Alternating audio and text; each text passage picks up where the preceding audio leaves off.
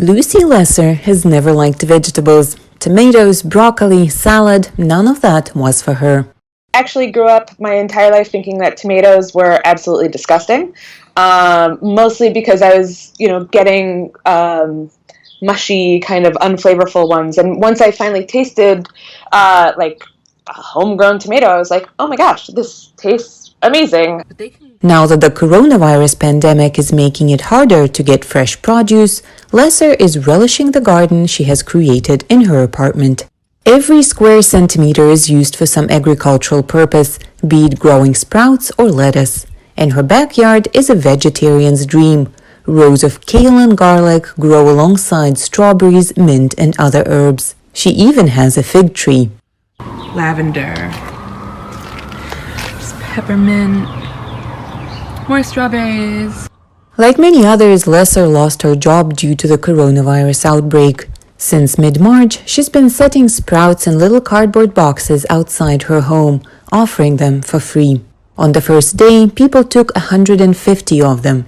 In a week, that number doubled. She's hoping her neighbors will use them to start gardens and stay home more. I'm trying to think of ways to help other people do that. I think right now, it feels like going to a supermarket, even if they have all the food you want to buy, nobody wants to be exposed to this virus, and I think staying home as much as possible is key.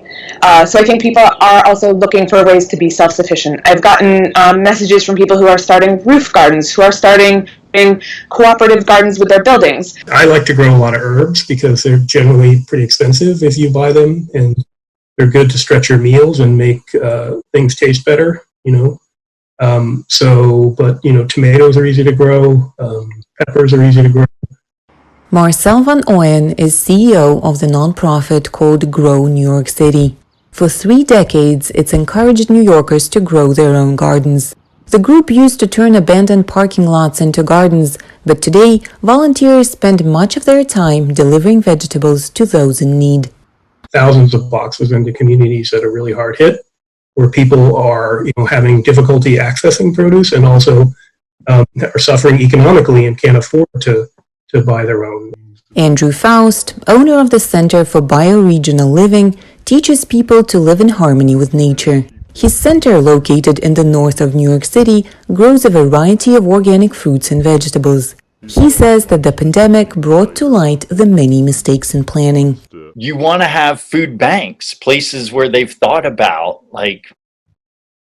many, at least many months, ideally, at the very minimum a month or two of food for people within a certain neighborhood radius. A concrete New York City skyline is getting a bit of green thanks to vegetable patches that have now claimed their place amid lounging chairs and sun umbrellas. For Dmitrii Vershinin in New York, Anna Rice, VOA News.